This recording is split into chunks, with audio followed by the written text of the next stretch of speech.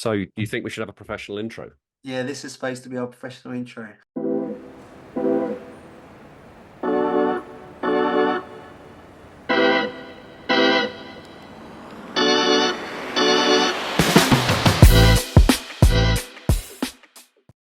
So kind of pulling the pulling another word out of the deep barrel of deep words for us just to talk about.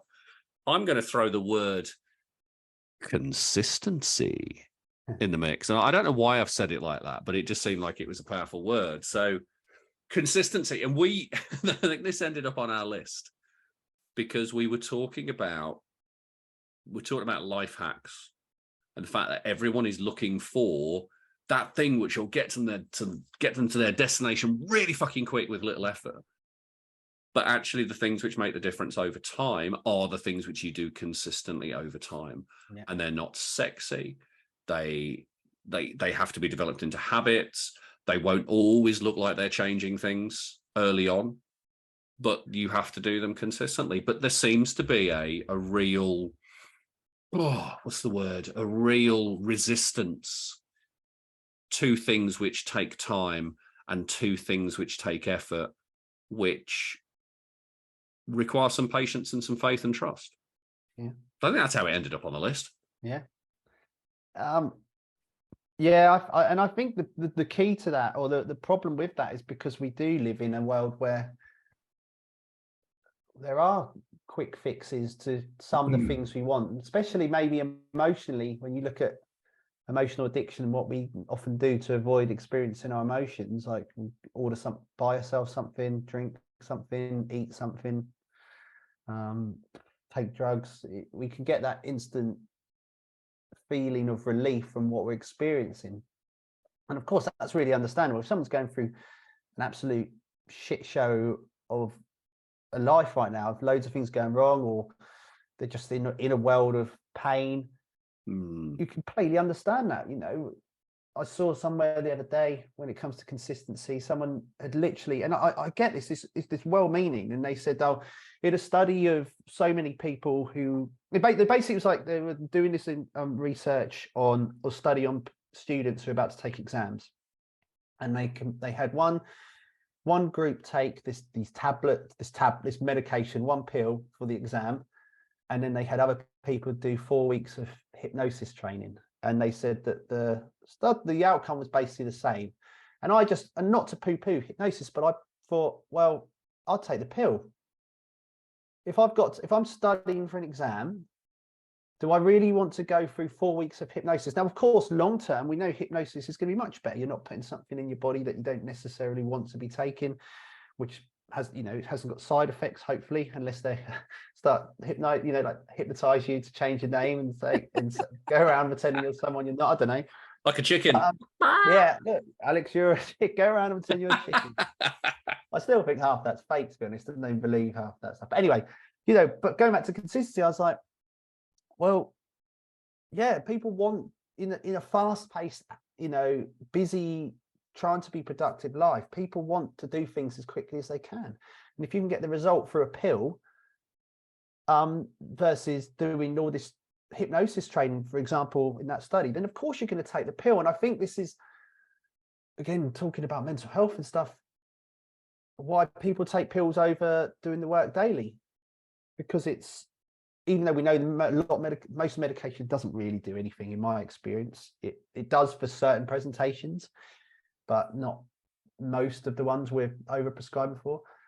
It's easy, get up, take a pill, go on with my life. But like, if most of the things we know that actually make people healthy, so good sleep, eating right, exercising right, make sure you're getting outside of sunlight, spending time with good people, little things like that requires consistency, that requires routine habits to build in, and often the feeling you get from that, and when you do it one time, is so minuscule. And as humans, we often never, when do we ever feel like we're where we want to be? Rarely. But then when you look back over time, you go, oh, look how different I am, and look how much better I feel, when you usually commit to that. Or maybe worse, if you do something bad for you for a long time, you go, God, how's my life become such a shit show? You know, and that's how it tends to work. But so with consistency, I think it's hard because it's just our concept of time, but also our feeling in how we feel in line with that period of time is so skewed. It doesn't feel as good as we hope it will, that we kind of don't want to be consistent because it's hard, because we don't get the results we want straight away. Yeah. And if something can appear which takes you out of that place of not feeling great, and it can do it very quickly, you're going to take it. Yeah. You are going to take it. I mean, I think back to times where I have dialed in my consistency and I've done things which have been really cool, but I remember actually during those periods of consistency, it all being really painful. So consistency, I did a photo a day for pretty much every day for 4 years. I missed 3 days. One, I forgot. 2, I was unwell with a chest infection in bed and couldn't get my head off the pillow. But, you know, on the whole, I was consistent for 4 years. And that took me from being somebody who didn't know how to take photos to somebody who actually had a small business doing photography. And that was not because I went out and learned how to be a photographer by someone saying, here, let me give you all this stuff to go and do it easily. It was me getting up every day and taking a photo and thinking about, what can I do today which is significantly different to yesterday? What technique can I try which makes me feel excited? How can I keep myself interested in this and disciplined and connected with it? So photography was a big one. Meditation is huge. And I know people talk about meditation and the benefits of meditation, but actually that daily practice of 5 to 10 minutes of sitting, focusing on your breath, doesn't seem to do a lot in the moment. But in a year's time, you will notice a total difference. Yeah. There's all kinds of things, you know, but I always think about, consistency as being long-term gain, short-term pain. Yeah. And that for a lot of people is not what they want. They want short-term gain. Yeah. But what they don't realize, in my opinion anyway, is that often short-term gain does lead to long-term pain. Because you get into then your consistency becomes, I'm looking for hacks to get me out of this quickly. Instead of, and we talked about this in the happiness episode, instead of accepting where you are and consistently doing things to work your way through it. And we can look at this in all kinds of ways, can't we? You know, personal growth and development, mental health, weight loss. Weight loss is we're in the news recently. I'm sure it's in the news recently, as I dreamt it. There was talk of a pill which you can have, which kind of accelerates weight loss. It's like, that's brilliant, because I can see the benefits of some people losing significant amounts of weight because of the risk on their cardiovascular system and their risk of death and mortality. However, does that really help them in the long term? Because we're not addressing the reasons behind that. And I think a consistent approach using simple techniques, using things which are not complex to get you to a point, actually helps you to uncover some of the other stuff going on as well. Whereas a fast, quick fix skips past that. It's like Monopoly, go directly to, go directly to collect your $200, do not do X, Y, and Z, all that kind of stuff. It takes you straight there. And that's always good. That's always exciting. But long term, it doesn't help you. Well, it's that ability to, humans don't like to sit with discomfort, do we? And I always think we always want to figure out how to get better, but I think we need to get better at feeling worse as humans. Like, we need to get better at sitting with the discomfort of the frustration of not having everything figured out, of not feeling where we want to be, feeling like we are where we want to be, of not feeling 100% all the time. And I think that's the future. I actually think, and it's from a deep emotional sense, that's what we should be focusing on. Like, we're always trying to escape pain, and a lot of work I do, people, is emotion regulation. And sometimes emotion regulation can step into that. How can I make things better? But actually, I think what good proper emotion regulation work is is actually sitting with those more unpleasant feelings. Because actually, what I think, I can't remember. Someone did a study, didn't they? And I think they I don't know how true it is. I haven't looked at it, but they said that I think emotions, they believe, only last something like 90 seconds or something when we don't interfere with them with our thoughts. Apparently, don't know how you do that. It sounds like fucking hard work, but you know, it's like emotions do come and go, and but when we allow ourselves to sit with that discomfort, allow it to go, I think it allows us to then, and knowing that that's okay, allows us to be more consistent, because we realize that what we're doing hopefully will have a longer term effect. And no, it's not making me feel better now, but it will hopefully make me feel better in the long run. But yeah, equally, the things that we're told will make us feel better aren't for everyone. We know, like, meditation isn't for everyone. We know mindfulness isn't for everyone. Well, let's say meditation is in sitting still, like trying, just focusing on one thing, isn't for everyone. We know that having the most complicated morning routine in the world isn't for everyone.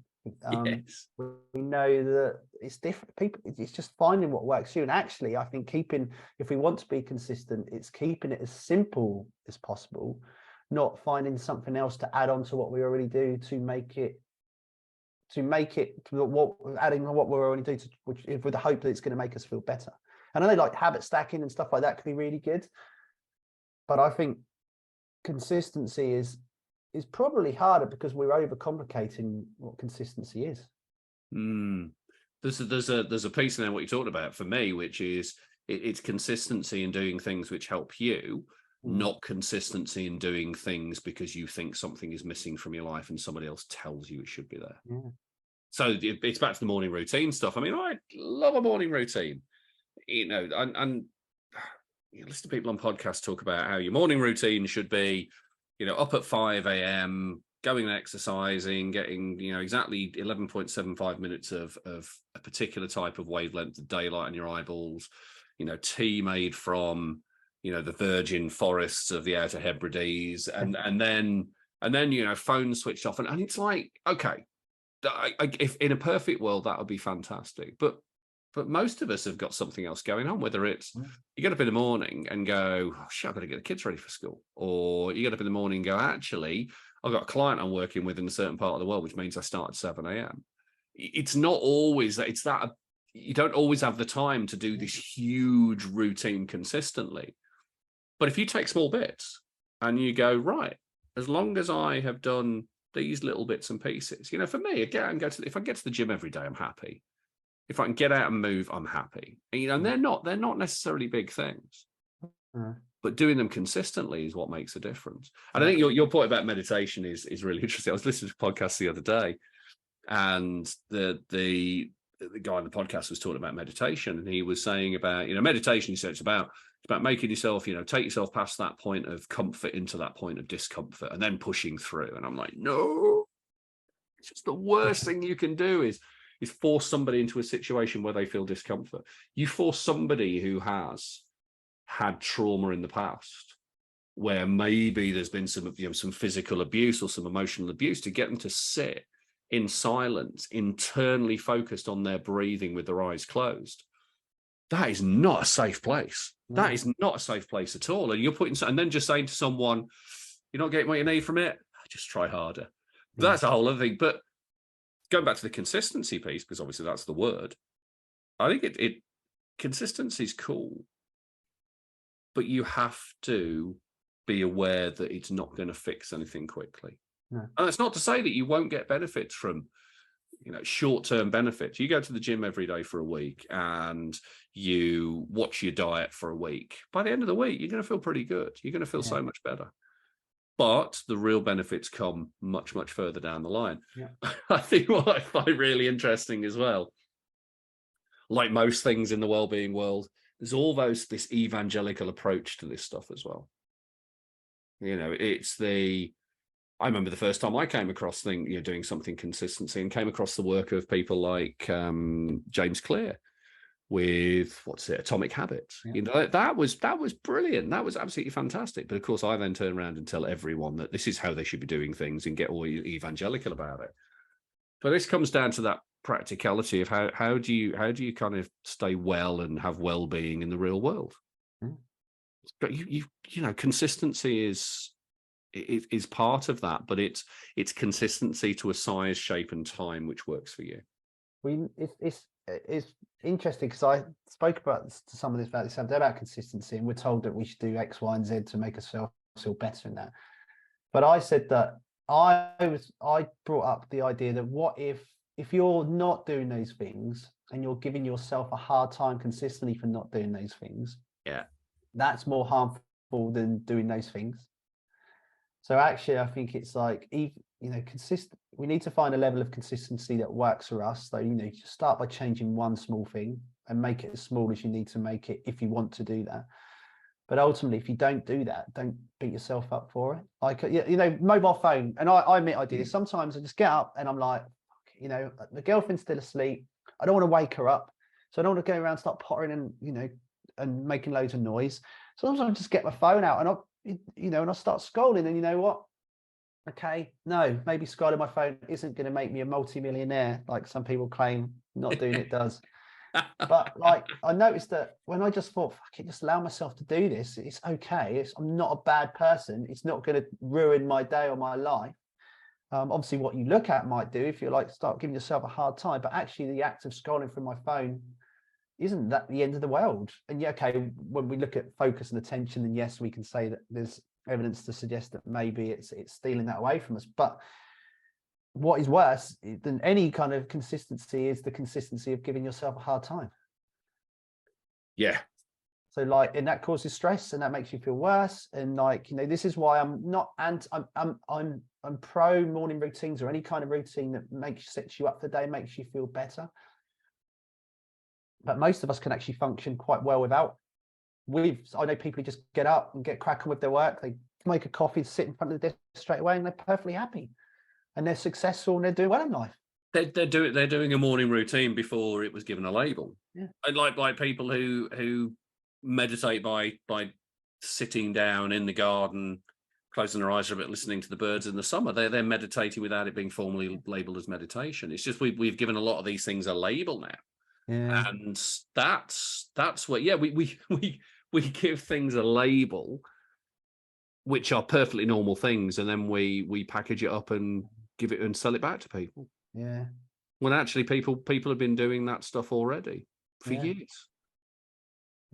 I do find with consistency, one thing that helps me though, as much as I can't be bothered to do it hard time, is just tracking, a habit track or journaling. Not like if I set myself, I haven't done it so much recently, I admit, but like the start of the year, they'd get like, I'd have monthly like targets I wanted to reach. So maybe it was running so many kilometers, it was maybe reading so many pages of a book, stuff like that, meditating or doing some kind of thing like breath work so many times a week. And when I actually tracked that, I was hitting the stuff, and it was nice. And there's something about that sense of accomplishment that does make you feel good. Like I think we as humans, like we do have the negativity bias, don't we? And we tend to downplay our achievements in our work. And there's something about, you know, looking on a wall or whatever and going, oh look, I've been to the gym, I don't know, 15 times in the last 3 weeks. So, you know, 5 times a week or whatever. Or, you know, today I've managed to get my 5 a day, every day for the last week. There's something about that does make you feel good. And I think there's something in that we should. Coaches are going to go, you should never use the word should. Yes. But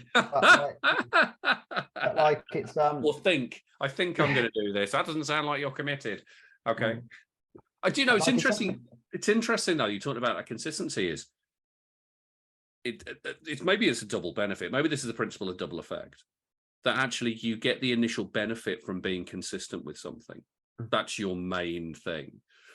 But then the double effect later on is actually you get the benefits of doing that thing consistently. So you get the benefit of showing up consistently and looking at your wall and hoping you haven't drawn on the wall in permanent marker, and then going, actually, I'm getting the benefits of the thing I'm doing consistently. Exactly.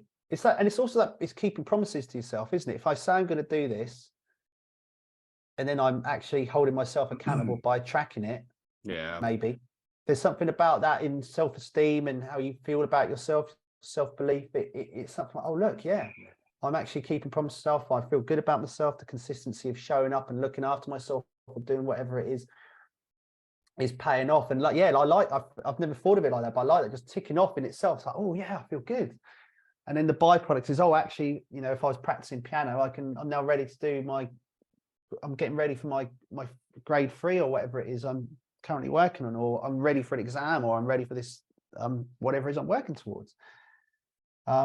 It's made me think, shit, I'm going to get my journal out tonight and start writing down stuff again, because I definitely find it helps. Like, and it's probably better than sitting in bed scrolling through your phone, because, you know, all these people listening to this who are, you know, well-being influencers will tell you that your life's over.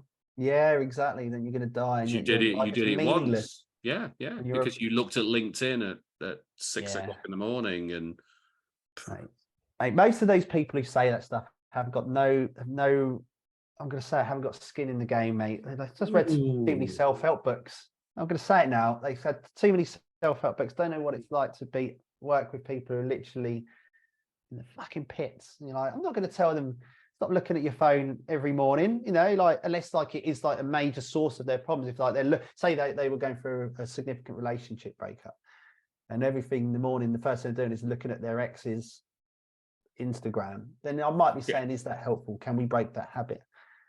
But literally little things like that. Yes, okay, over time it might help, but there's bigger questions to answer in life than am I be scrolling on my phone for 10 minutes in the morning.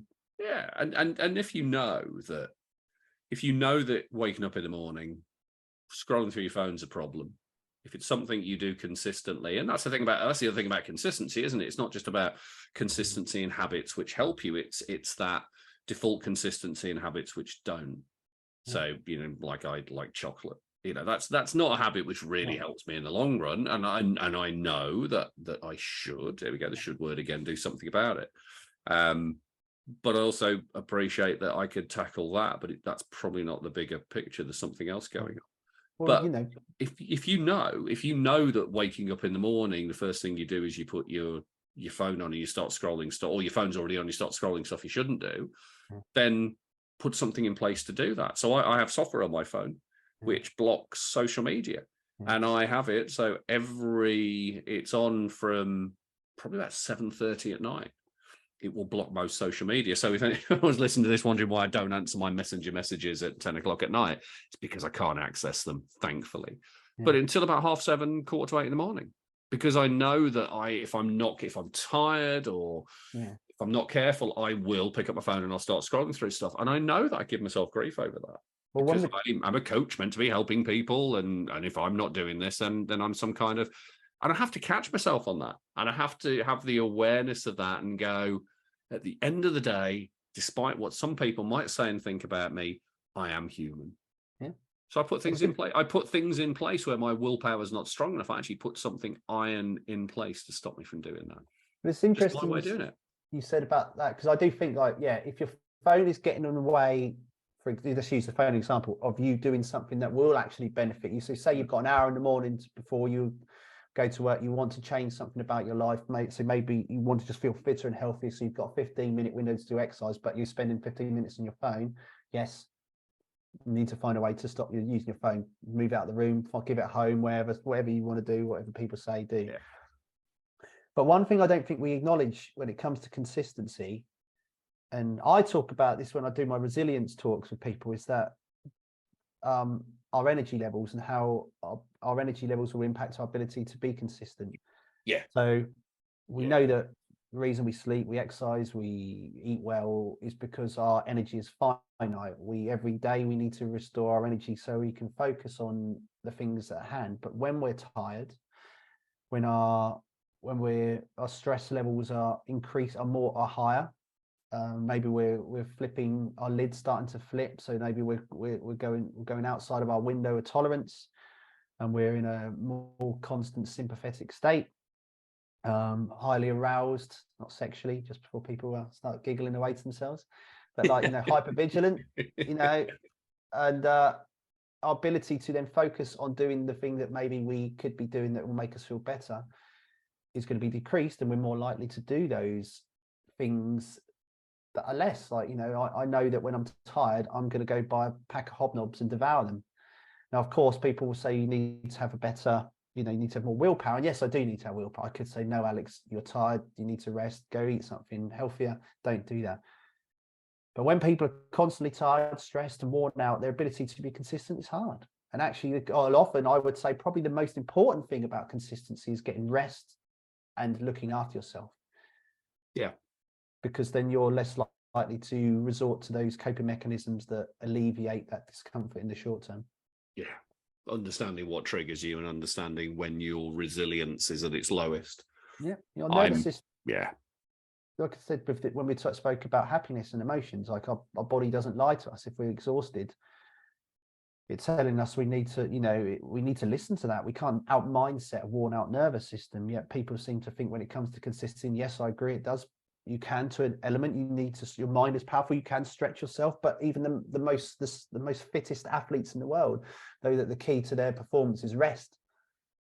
And, as well as the training they're doing, when you listen to the footballers like the managers like Jurgen Klopp and Pep Guardiola go on about the increasingly hectic football schedule, they're not saying it to be difficult. They're saying it because they acknowledge that footballers need rest so they can perform the best. And actually, this season we've had the biggest break for men's football for a long while. So I imagine the standards will go up next season.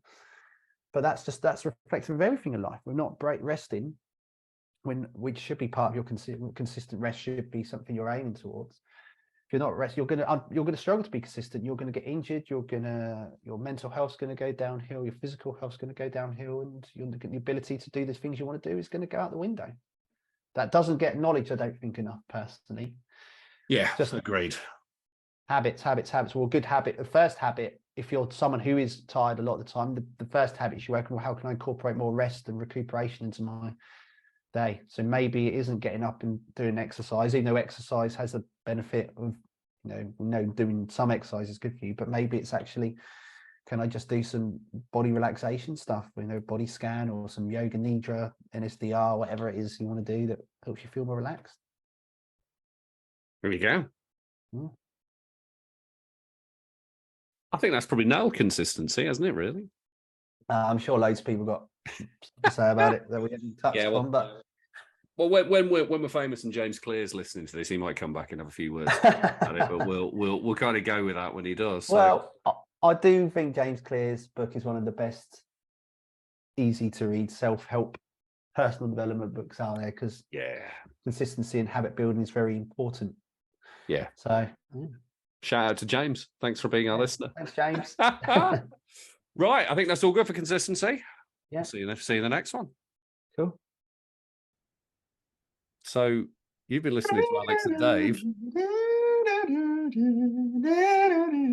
And we couldn't actually think of a way to finish off each episode. So Alex is doing his version of Careless Whisper for your listening pleasure. But if you've enjoyed today's episode and you like Alex's musical interlude, then come and tell us. You can find us online somewhere.